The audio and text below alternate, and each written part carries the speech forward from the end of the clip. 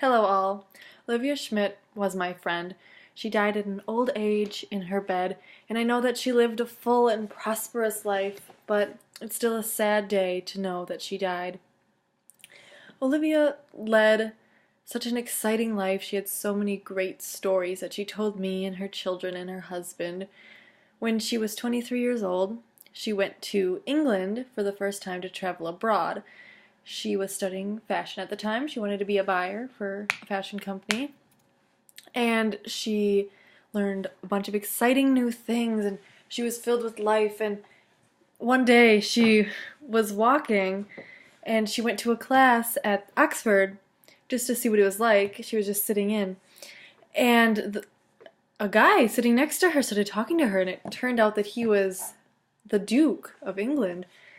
His family was the Duke, and they started talking, they became friends, and he actually invited her to a ball.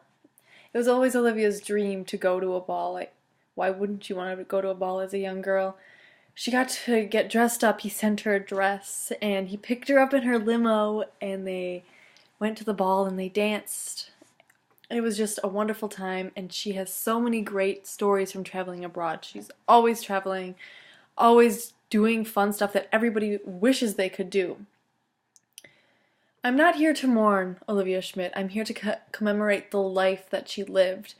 The great, long, prosperous life filled with travels and all of her dreams being fulfilled. I am a great friend of Olivia, and I've known Olivia for a long, long time.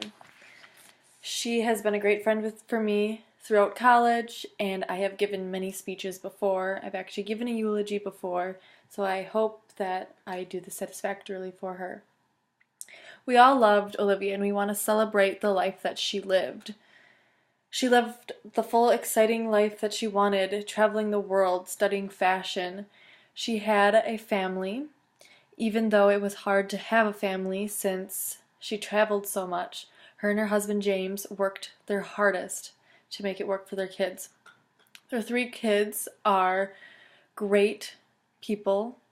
We have Piper, Willow, and Aiden, and the 3 of them are very supportive of their mothers traveling. I know that it can be hard for kids, and I want them to know how proud she is of them and all the accomplishments that they've had through boarding school and through their musical activities and Piper's dance. It's just, Olivia is so proud of her children, and she is proud of her husband for sticking with every decision that she made to travel.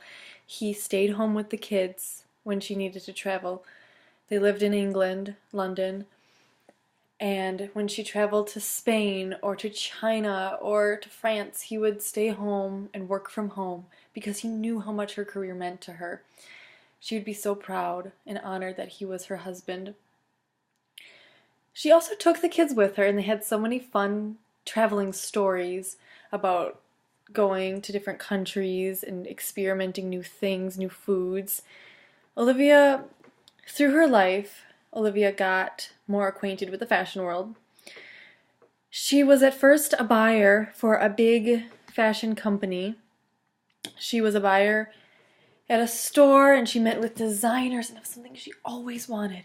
And then one day, her job got eliminated, and she was out of work, distraught. She had a baby girl. Piper was just a baby at the time, and she was pregnant with her second child, Willow.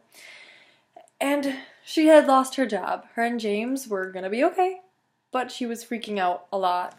And someone that she used to work for came up to her and commemorated her on the great work she did at the job she did. And he offered her a job at Chanel. Chanel is a dream Olivia had because it is one of those companies it's a high fashion company. And she got to be in charge of the women's department.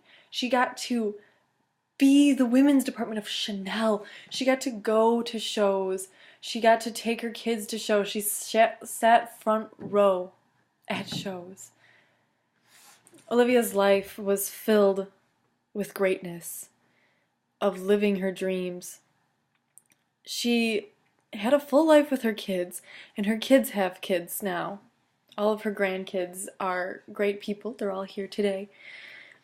She brought one of her grandchildren to a show once because her grandchild didn't have school that day. And her grandchild actually ran out on the stage during the Chanel fashion show.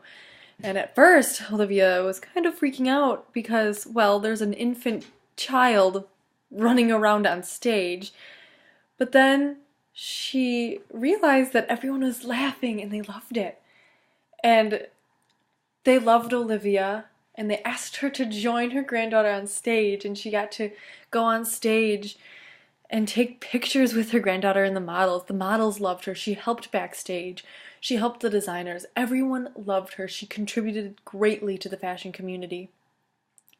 Olivia died at 90, living 90 years of doing nothing but she dreamed of, having the family she's always wanted, living in the place she's always wanted. How can you not commemorate a person such like that? Olivia always wanted love. Not just love of her family, love of fashion. And an ending quote I will leave you all with is from her favorite movie, The Moulin Rouge. And that is, "The greatest thing you'll ever learn is just to love and be loved in return." Thank you all for joining us today.